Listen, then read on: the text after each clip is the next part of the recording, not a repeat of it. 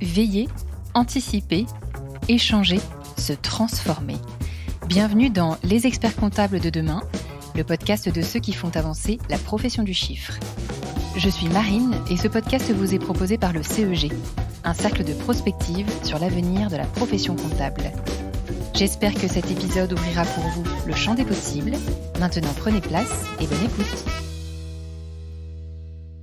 Une annonce avant de lancer votre épisode. De janvier à mars 2024, le CEG lance une grande enquête nationale sur l'état des lieux et les perspectives des cabinets d'expertise comptable. Il donnera lieu à un baromètre annuel du CEG dont les résultats seront dévoilés au moment du Congrès de l'Ordre en octobre à Marseille. Alors si vous travaillez en cabinet et que vous avez quelque chose à nous dire sur cette profession et son évolution, répondez à notre enquête. Je vous glisse le lien en description. Merci et très bonne écoute. Bienvenue dans ce nouvel épisode consacré à la transmission des cabinets d'expertise comptable. Et je suis ravie de recevoir pour cet épisode Charles-Henri Cussac, avocat et associé chez Oudinot et Cussac. Bonjour Charles-Henri. Bonjour Marine. Je suis ravie de vous avoir dans cet épisode. Moi aussi, merci de m'avoir invité. Mais écoutez, c'est un vrai plaisir. Charles-Henri, est-ce que je peux vous laisser vous présenter en quelques mots ainsi que votre cabinet pour qu'on comprenne bien qui vous êtes ? Alors, je suis donc avocat. J'ai prêté serment il y a presque 20 ans. J'ai bientôt fêté mon 20e anniversaire de prestation de serment. Je suis associé donc au sein d'un cabinet où on est une dizaine, le cabinet Oudinot et Cussac. Et on est avocat en droit des affaires. On aborde à peu près tous les sujets qui concernent l'entreprise. Moi, particulièrement, j'ai une appétence un peu particulière pour tout ce qui est haut de bilan et voilà, ma formation initiale, c'est une formation de fiscaliste. J'avais commencé chez Deloitte, mais assez vite, je suis retourné dans un cabinet familial parce que le cabinet a été fondé par mon père, que j'ai rejoint assez vite. Et voilà. Que dire d'autre? Vous faites de la comédie musicale, je crois que c'était ça. J'ai fait de la comédie musicale. Alors ça, c'est plutôt le lien, on en parlait avant l'émission, c'était le lien qui m'a amené il y a plusieurs liens qui m'ont amené à travailler pour les experts comptables. La première chose, c'est effectivement, quand on a une formation de fiscaliste, quand on est passé comme moi par une école de commerce, j'ai fait une année à l'ESSEC à la fin de mes études.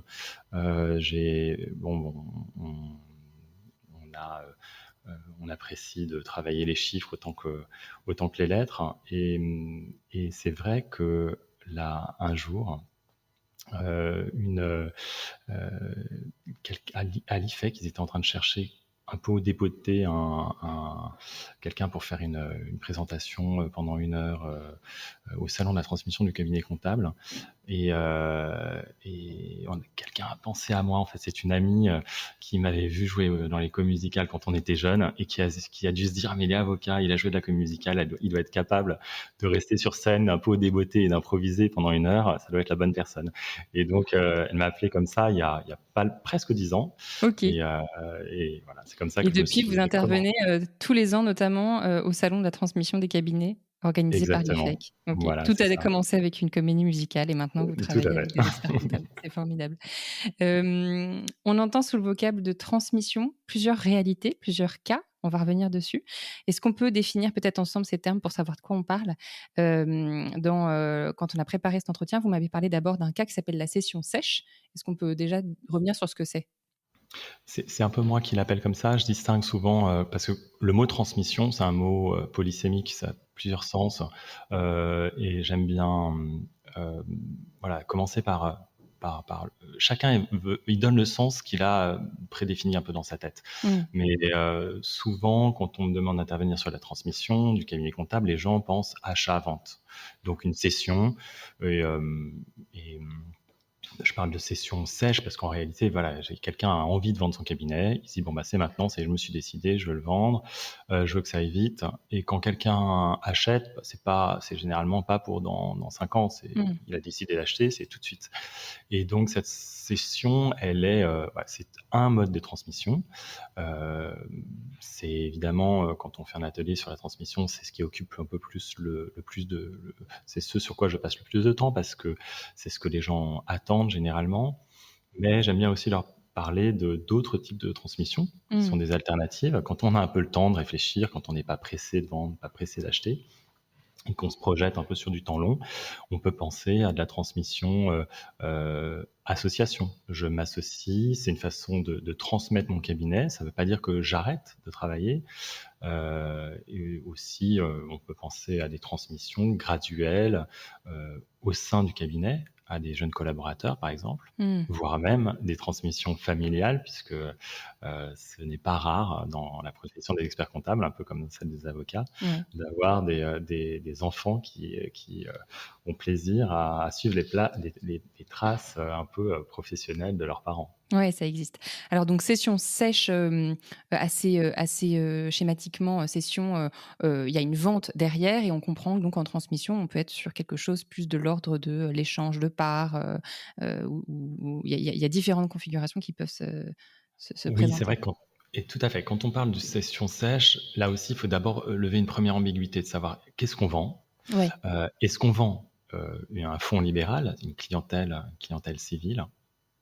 Ou est-ce qu'on vend les titres de la société, qui exerce, le qui exerce, le métier d'expert comptable? Mmh. Donc, c'est une distinction que les experts comptables connaissent bien pour leurs clients, donc généralement, ils sont assez familiers avec ça.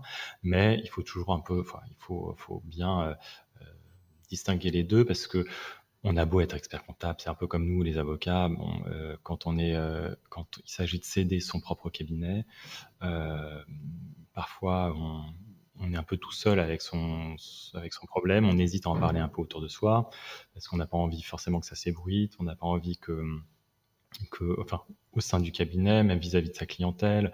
Et donc, on se retrouve souvent un peu tout seul avec son problème, et puis on s'enferme, on va tout de suite trop vite, on veut trop vite aller vers la solution, et on oublie un peu d'aborder de réfléchir à ces distinctions, de prendre le temps de réfléchir aux différentes possibilités qui s'offrent à soi. Mmh. Euh, c'est vrai que le cas le plus fréquent maintenant, c'est quand même les cessions de titres de société, puisque pour la personne qui achète, c'est souvent un peu plus.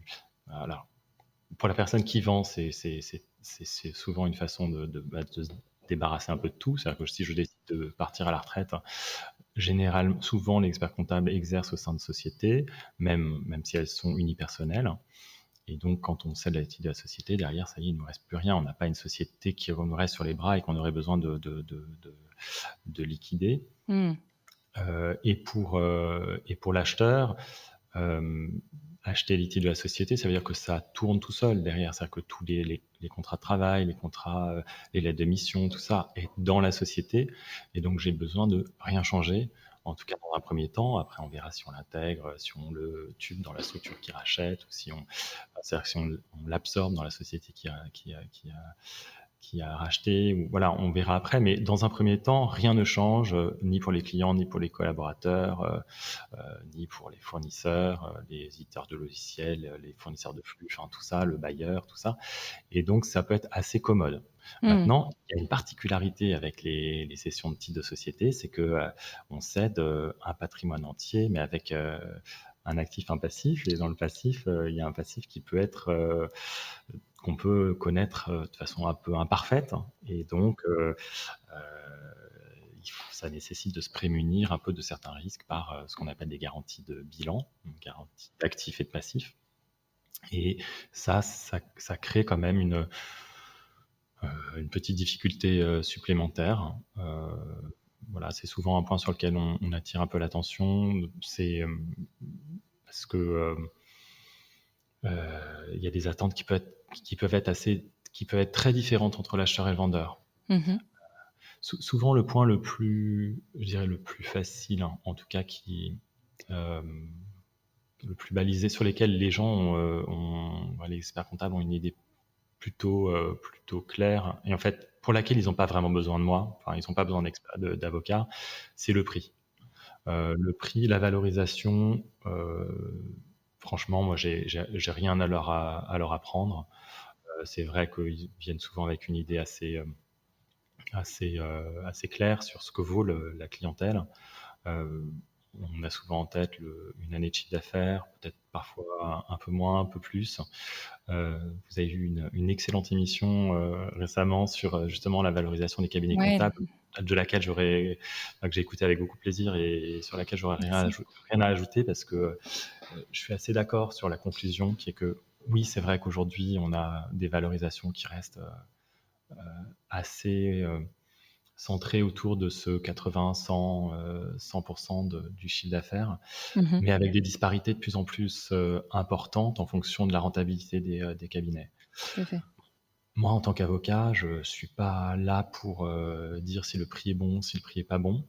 En revanche, là où j'essaie surtout d'attirer l'attention des experts comptables, c'est ne vous focalisez pas que sur le prix. Enfin, essayez de penser à tout ce qui est autour. Donc, ça peut être notamment et sur lesquels vous allez avoir des a priori qui sont très différents. Et donc, on n'en parle pas. Il y a plein de sujets qui restent un peu en dehors de l'écran radar et qui, au moment de la mise en musique, enfin de la rédaction des actes, si on n'en a Ressurgissent. pas parlé avant, exactement. Ouais, vous me disiez quand on a préparé ce qui était, une posture souvent que vous constatiez, c'est notamment dans le cadre d'une session sèche, c'est ils arrivent en disant qu'ils ont trouvé un accord et que tout va être hyper simple, et vous, votre posture, c'est finalement de poser les bonnes questions et presque un peu de jouer le rôle de poil à gratter, dans cette affaire, si vous me permettez. C'est ça, et moi c'est pour ça qu'on préfère toujours, quand on les conseille, être consulté en amont pour, parce que pour poser des questions, ouvrir un peu le champ de la négociation avant que tout le monde ait le sentiment d'avoir déjà complètement dealé. Parce Mmh. que une fois qu'on a complètement dealé, on a envie d'aller voir son avocat qui fasse les papiers, qu'on pense que voilà, après ça va dérouler. Mais et quand on commence à revenir avec des questions qui dérangent, c'est on enquiquine tout le monde. Donc c'est beaucoup plus agréable, hein. Et puis en plus beaucoup plus, c'est ça surtout que j'essaie enfin, c'est ça que j'essaie de mettre en valeur. C'est beaucoup plus créateur de valeur de se poser les questions avant. Pourquoi je dis créateur de valeur? Parce que parfois, il y a plein d'alternatives enfin, on peut être. Prenons des exemples concrets. Alors, tous les points qui sont en dehors du prix, qui concernent pas le prix proprement parlé, ça va être donc les questions de garantie de passif. Mmh. Est-ce qu'on en accorde une? Généralement, oui, quand il s'agit d'une cession de titre. Euh, Quel est le plafond? Est-ce qu'on prévoit une franchise ou un seuil de déclenchement? Qu'est-ce qu'on fait rentrer dans le scope? Quelle est la durée de cette garantie de passif? C'est des questions qui sont pas du tout anodines, hein. Si on Ouais. a une garantie de passif sans plafond, par exemple, ça veut dire que le vendeur garde une épée de Damoclès, hein, pendant toute la durée de la garantie, Mmh. qui est souvent calée sur les délais de prescription en matière fiscale et sociale. Donc souvent, c'est 3 ans et l'année en cours. Donc ça veut dire que le fruit de cet achat, il peut pas forcément, aller en bénéficier totalement, enfin aller faire tout ce qu'il veut parce qu'il y a toujours ce Exactement. Et risque ça de peut être devoir, payer pour le absolument. passif du vendeur. Et souvent, quand le cédant, surtout quand c'est concomitant avec un départ à la retraite, son patrimoine professionnel, la valeur des titres de sa société, c'est quand même un élément assez important dans son patrimoine Oui, personnel. bien sûr. Et donc, il en attend, il a une idée en tête après. Il se dit, voilà, est-ce que c'est pour acheter la maison enfin, une maison, enfin, en tout cas, il a souvent un projet qu'il n'a pas envie forcément de décaler dans le temps, enfin, attendre la fin de la garantie de passif pour pouvoir le réaliser. Et oui. Donc, c'est quelque chose qui va être un point qu'il faut aborder assez tôt. Mmh. De la même manière, il est assez fréquent aussi qu'un expert comptable soit propriétaire de ses murs. Donc, s'il vend son cabinet, idéalement, s'il a eu le temps de préparer sa transmission, il aura distingué la propriété des murs et la propriété du fonds libéral. Donc, il sera capable de mieux valoriser sa transmission en vendant séparément les deux, ou éventuellement en gardant ses murs. S'il garde les murs, toute la question du bail va Mmh. se poser. Quel est le type de bail? Quelle est la durée de ce bail? Quel va être le montant du loyer? Tout ça sont des questions qui sont loin d'être anodines parce que quand on part à la retraite, on envisage, enfin, quand on cède son cabinet, on envisage tout l'ensemble, en fait. Euh, Ça, c'est une deuxième chose. Qu'est-ce qu'on peut avoir? Parfois, on distingue des activités. On a cédé une activité d'expertise, mais on a gardé quelques commissariats ou tous les commissariats. Ça peut être. Donc, il y a des choses qui sont en dehors du prix. Il y a aussi, bien sûr, la question du mode de paiement du prix. Est-ce Oui, que je le paye cash? Est-ce que je le paye de façon échelonnée dans le temps avec un crédit vendeur? Est-ce que c'est un prix ferme ou est-ce que c'est un prix avec... Est-ce qu'on a prévu des clauses qu'on appelle des clauses d'earn-out, c'est-à-dire une variation du prix en fonction de, euh, du chiffre d'affaires futur ou de la rentabilité future du cabinet qu'on a cédé.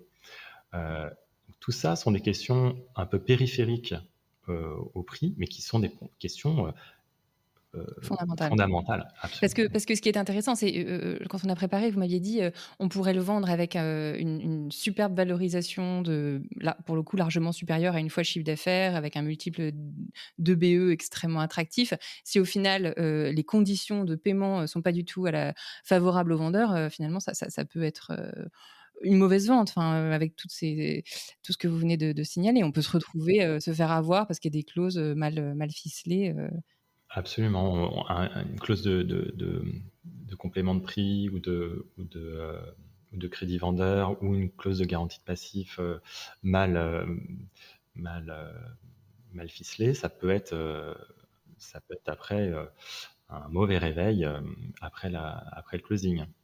Je comprends bien. Et alors si, par exemple, je vous écoute, j'ai mon propre, cabinet, j'anticipe, voilà, cette question de la transmission, de la cession commence un petit peu à infuser dans mon esprit, je me dis qu'il va être temps. C'est quoi la configuration un peu idéale selon vous pour que ça se passe bien? Voilà, si on est un peu en train de rêver. C'est vrai, si on est un peu en train de rêver, l'idéal, c'est que la transmission en elle-même se passe bien. C'est-à-dire que je me place plus vraiment de côté ni de l'acheteur ni du vendeur, mais de la valeur transmise. Mmh. Et pour que cette transmission se passe bien, il faut d'abord beaucoup se parler. Il faut qu'il y ait un peu d'atome crochu, un peu de confiance qui se réalise, parce que ce qu'on vend, on vend pas. Enfin, c'est pas une session ordinaire, c'est pas un objet qu'on vend. On Mmh. vend une clientèle. Enfin, les clients, on vend pas des clients comme on vend du bétail, hein, ou pareil pour les collaborateurs. En fait, on vend une entreprise qui fonctionne, qui a euh, tout un ensemble de parties prenantes. Et dire qu'on les vend, d'ailleurs, le terme n'était pas franchement évident. Oui, L'idée même d'une session de clientèle n'était pas du tout évidente pour les juristes. Maintenant, c'est quelque chose qui est complètement accepté, cette idée-là est acceptée, mais ça reste quand même très encadré. D'abord, il y a le droit, la liberté des clients de choisir leur expert bien comptable, sûr. hein. Ils ne sont Ouais. pas du tout obligés de suivre. Ça, c'est quelque chose qui doit d'ailleurs être rappelé dans les actes, dans les actes de cession. Cette liberté des clients de choisir leur expert comptable. Pareil, j'irais de la même façon pour les équipes. Ils ne sont pas obligés on ne peut pas leur imposer, surtout dans le contexte actuel de pénurie de main-d'œuvre. On ne peut pas franchement imposer aussi facilement, enfin, voilà, sans qu'ils aient leur mot à dire, aux équipes un nouveau patron. Ouais. Donc, ça se prépare. Pour que ça se passe bien, il faut que les clients restent, il faut que les équipes restent, que tout le monde soit content. Euh, souvent, ça nécessite parfois d'harmoniser un peu les méthodes de travail, les méthodes de management. Tout ça, ça nécessite un peu de temps. Donc il faut anticiper.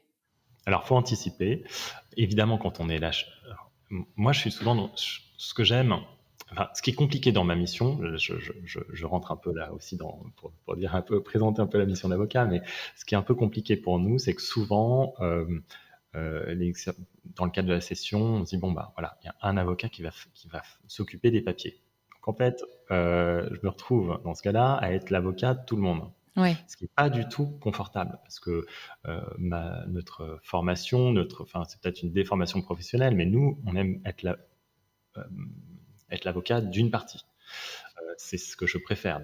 Donc systématiquement dans les dossiers, je dis bon, vous voulez pas prendre un deuxième conseil? Enfin, moi, je préfère être l'avocat de l'acheteur ou du vendeur, mais être Et l'avocat pas des des 2, 2. c'est compliqué. Ouais, ouais. C'est pas forc Ça veut pas du tout dire que je considère que ça soit enfin, que la négociation doit forcément être, un jeu à somme nulle dans lequel le but est de tirer la couverture à soi. Pas du tout. Au contraire, c'est tout le contraire. Je pense que c'est un jeu qui n'est pas du tout à somme nulle. Euh, c'est un jeu à somme négative quand on s'y prend mal, euh, à somme nulle quand la transmission se fait à peu près correctement, mais même qui peut être et ça c'est le but du jeu, qui peut être à somme positive si au contraire on arrive à tirer le meilleur de l'ancien monde et du nouveau monde, et que et c'est d'ailleurs tout le but de l'acheteur, c'est de faire en sorte de faire progresser le cabinet qu'il est en train de racheter. Donc il ne s'agit pas de tirer la couverture à soi. Évidemment, c'est quelque chose quand on parle du prix, évidemment que les intérêts sont opposés. Faut pas se voiler la Bien face. C'est un sûr. peu pour tous les éléments de la négociation. Il y a des intérêts qui sont pas les mêmes, qui sont pas alignés. Mais quand on fait les choses intelligemment, on crée de la valeur. Après, c'est toujours beaucoup plus facile de répartir la valeur une fois qu'on l'a C'est créée. sûr, c'est sûr. Donc, c'est plus agréable quand on a deux. Moi, j'aime beaucoup travailler avec un confrère En face? en face de moi. Ouais. Euh, Ça rajoute un peu de l'intelligence autour de la table, Mmh. de la réflexion, un autre point de vue, et Ouais. donc Et ça puis ça permet et de. puis ça met à distance aussi un petit peu le côté affectif de la chose parce que l'expert comptable qui vend une affaire, qu'il a construite, bâtie et cetera, on imagine tout l'affect, tout l'investissement. Vous, j'imagine, vous venez un petit peu enlever cette intention, remettre un petit peu de rationalité, d'objectivité, de tranquillité peut-être aussi dans le processus, quoi. C'est vrai. Et puis ça permet aussi de parler sans arrière-pensée, sans qu'on se demande pour qui roule. Voilà, on Ouais, n'est c'est pas. vrai. et de- Dans les transmissions, il y a des gens, il y a de la, il y a des compétences différentes. Il y a des gens qui sont là pour faire de l'intermédiation. Ça, voilà, c'est une compétence particulière qui est souvent qui est nécessaire, qui permet à l'offre et à la demande de se rencontrer, si elles ne se rencontrent pas spontanément, hein, mais voilà. Mais le rôle de l'avocat est différent. On n'est pas un intermédiaire, on est là pour conseiller et apporter aussi une compétence technique dans la rédaction, dans la mise en Mmh. œuvre. Ouais, et ça, je me souviens que c'était intéressant ce que vous m'aviez dit, vous n'êtes pas votre intention n'est pas forcément que la vente se fasse, que la transmission se fasse. C'est un Absolument. voilà, l'avantage d'être juste pour une partie, c'est de pouvoir dire: «Là, c'est une bêtise, il ne faut pas y aller, cette transmission est une mauvaise idée». Absolument, tout à fait. Alors soit que c'est une mauvaise idée parce que on se rend compte que, voilà, justement, on est en train de détruire de la valeur, parce qu'il y a, Ça pourrait être quoi, ouais, les cas un petit peu de no-go, pour vous? les cas de no-go sont soit sur la transmission elle-même qui se passe, qui est pas bonne. C'est-à-dire que je veux dire des exemples, l'acheteur et le vendeur ont des arrière-pensées complètement différentes. N'ont pas réussi à s'apprivoiser du tout, et donc en réalité la transmission d'informations est assez mauvaise. Et l'acheteur pense, euh, euh, euh, par exemple parce que c'est sa première acquisition, qu'il n'a pas fait cette expérience, euh, voilà, qui n'a jamais vécu cette expérience-là, imagine qu'on achète un cabinet comme on achète euh, un fonds de commerce lambda. Mmh. Et donc se dit voilà, j'achète un chiffre d'affaires, et après je vais changer toutes les méthodes. Souvent il peut y avoir un, euh, un différentiel, enfin une différence de génération qui fait que c'est un peu comme la chanson de Brassens, hein, les vieux cons et les jeunes cons. C'est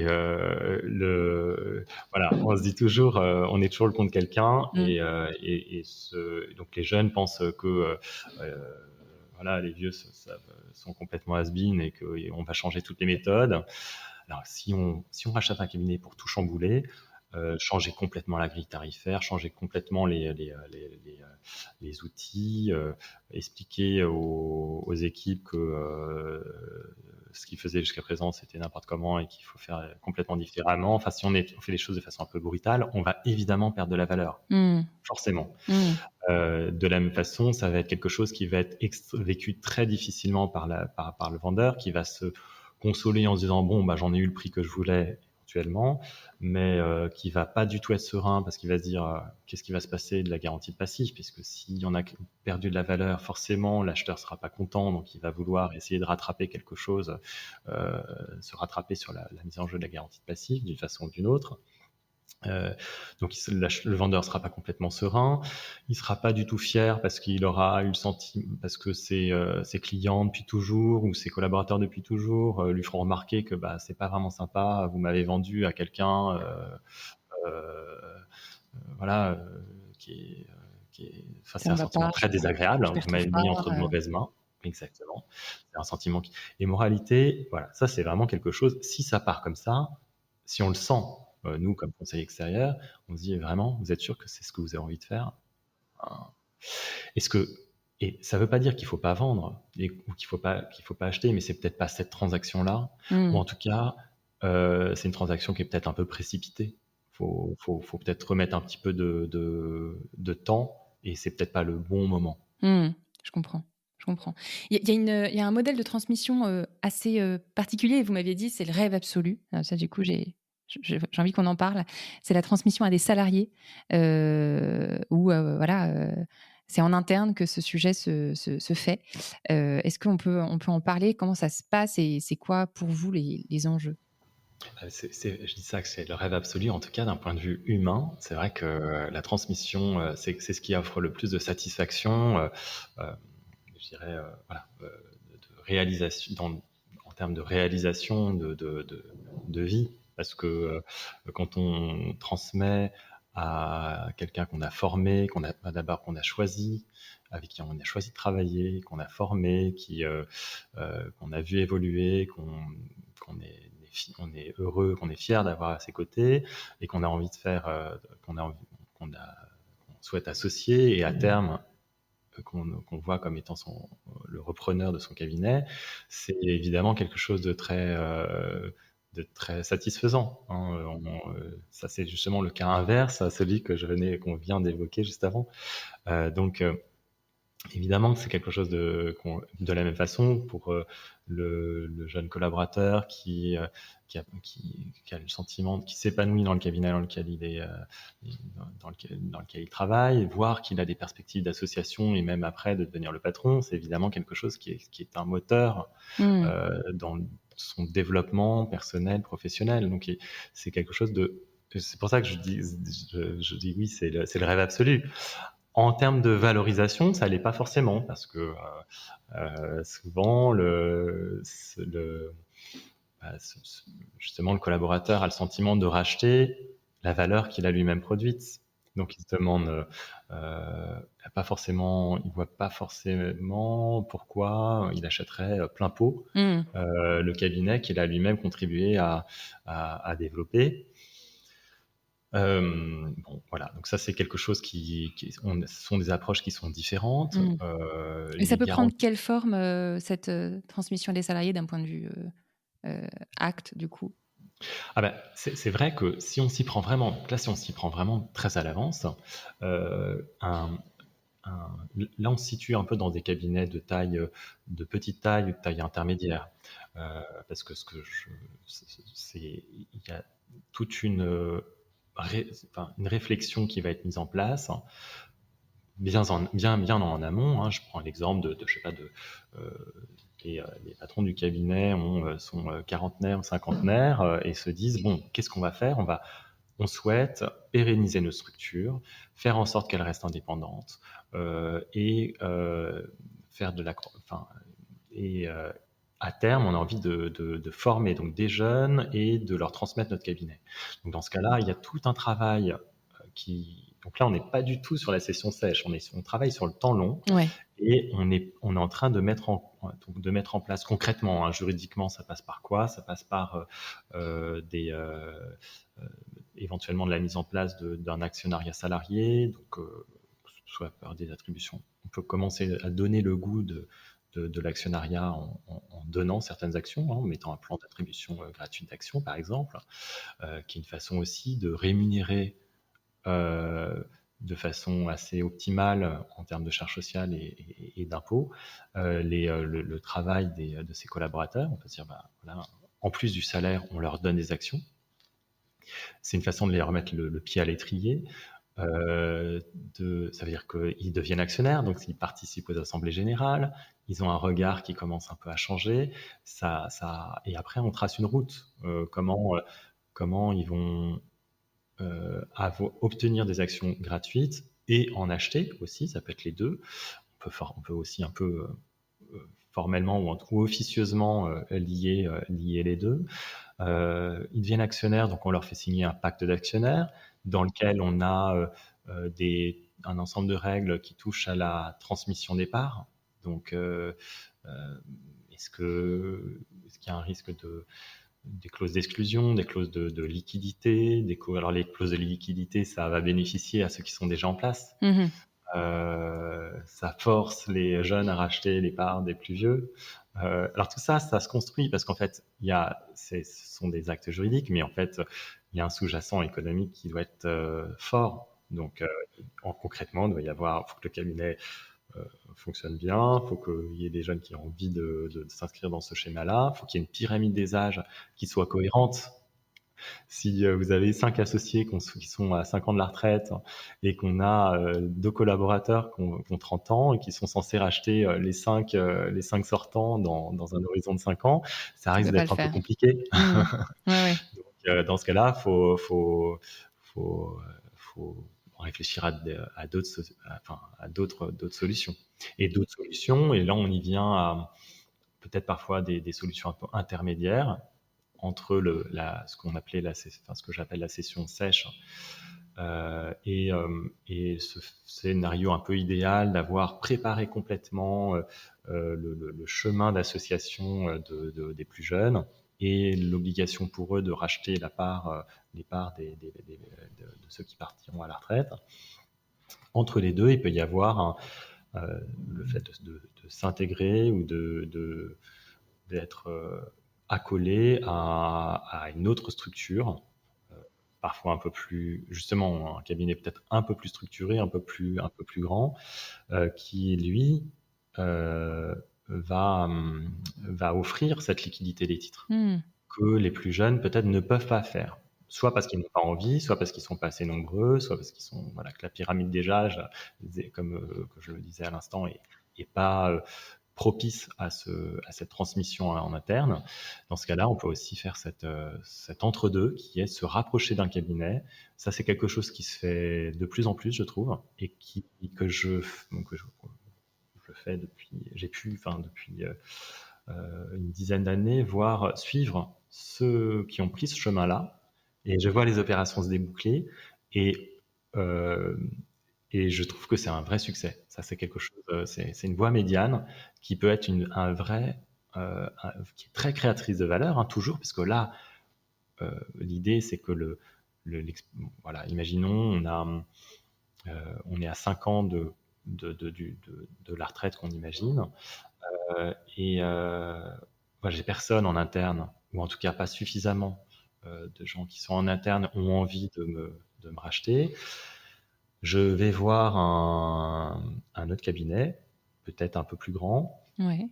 qui va me peut-être prendre un pied dans mon cabinet, prendre peut-être une participation très minoritaire, me laisser tranquille pour les 5 ans qui viennent en matière genre, qui va me laisser gérer mon cabinet comme je l'entends.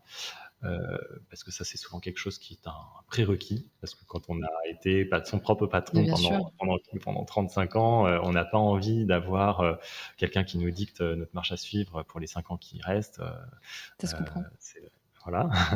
Donc, je reste à peu près aux commandes de mon cabinet, et avec une clause une promesse de rachat sur une méthode de valorisation de prix, sur laquelle on On sera s'accorde sur entendu une manière de calculer le prix de rachat. On n'est Voilà, pas sur un montant fixe, on se dit, à exactement. date, dans 5 ans, on sera sur un tel multiple de Voilà, chiffre d'affaires, tel multiple de BE, ou c'est autre ça. chose.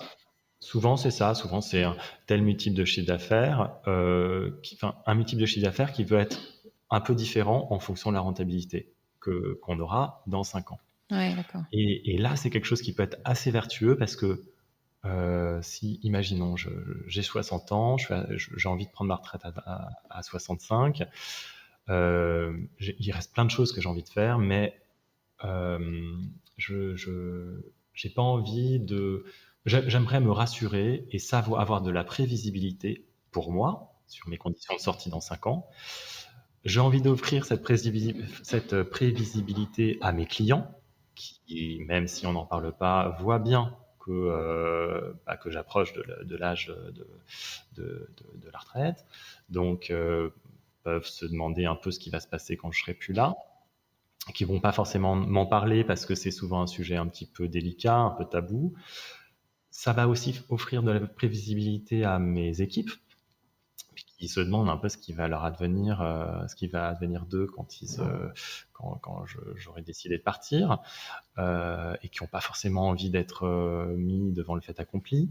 Mmh. Donc voilà, Oui, qui parce qu'il y a peuvent une se donner. casse, cette île d'anticipation, c'est aussi pour prémunir la casse directe de toute l'équipe qui démissionne, parce que la session sèche dont on parlait au tout début, si on y revient, c'est si elle est annoncée un peu de manière trop brutale, et cetera, le risque, c'est que finalement l'acquéreur achète, des clients, qui sont pas forcément qui s'y retrouvent pas forcément et des équipes qui les géraient, qui les connaissaient, qui potentiellement peuvent démissionner. Donc il y a une dépréciation immédiate de la valeur et donc la progression plutôt dans le schéma que là vous me présentez où on anticipe, on se fonde l'un dans l'autre, de manière un peu plus, anticipée. J'imagine que la valeur là, elle est maintenue quoi. Voire, Alors, elle est maintenue et idéalement, elle est même améliorée parce que tout le but du jeu, là je me place sur les avantages pour le vendeur. mmh, Le vendeur, il passe les 5 dernières années professionnelles euh, complètement rassuré. Il a fait, en gros, il a fait son devoir d'honnête homme vis-à-vis de ses clients, vis-à-vis de ses collaborateurs. Il les a rassurés. Lui-même est rassuré parce qu'il sait dans quelles conditions il va sortir. Parce que on ne sait jamais. Hein, on est quand même en période de grands bouleversements technologiques, bien sûr. et donc on ne sait pas quelles seront les conséquences sur les valorisations dans les 5 ans qui viennent. Donc ça peut être assez rassurant de savoir à quelle sauce je vais être mangé dans 5 ans. Mais si je me place du point de vue d'un cabinet un peu plus grand qui se dit